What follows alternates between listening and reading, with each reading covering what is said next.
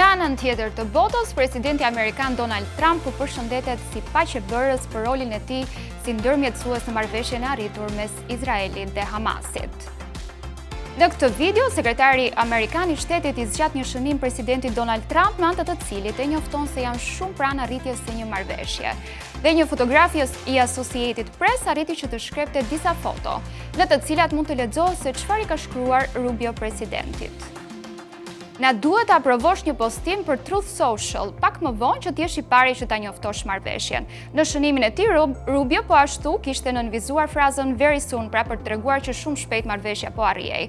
Më vonë gjatë mërkurës, Trump i njoftoi se Izraeli dhe Hamasi kishin arritur një marrëveshje për fazën e parë të planit të paqes. Criminal conspiracy. They have been enough.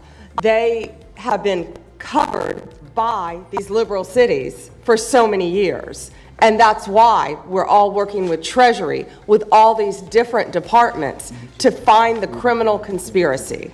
Okay. I'm just given. I was just given a note by the Secretary of State saying that we're very close to a deal in the Middle East, and they're going to need me pretty quickly. So. Ndërkohë, pas njoftimit të arritjes së armëpushimit nga gërmadhat e Gazës e deri në Tel Aviv, në rrjet janë shpërndar pamjet nga fesa e banorëve apo edhe të ekipeve të shpëtimit.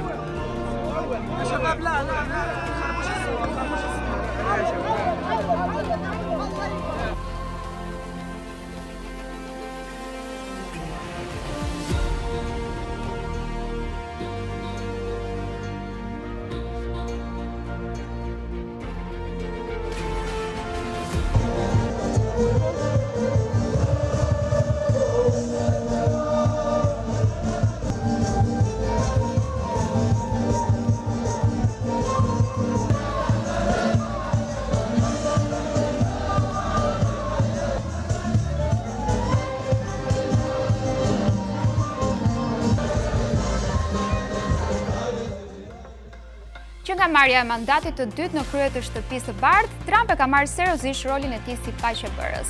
Dhe her pas here u kujton njerëzve se u ka dhënë fund disa luftrave. Dhe paqja e radhës përkoi pikërisht me javën e ndarjes së çmimeve Nobel. I pari që sugjeroi që presidenti amerikan kësaj here duhet patjetër ta rrëmbente Nobelin për paqe ishte kryeministri izraelit Benjamin Netanyahu, dhe sigurisht për planin me 20 pika për t'i dhënë fund luftës 2 vjeçare në Gaza.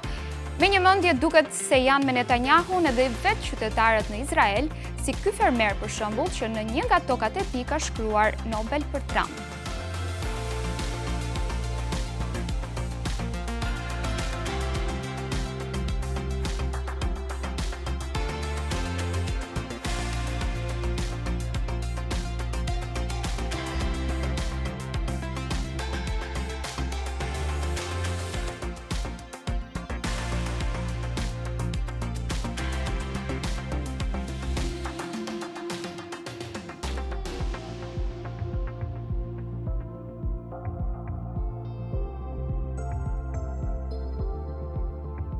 Po për fatin e tij të keq, Trumpi do t'i duhet që ta provojë sërish pasi këtë vit fituese e Nobelit për paqen u shpall Maria Corina Machado, politikanja dhe aktivistja nga Venezuela.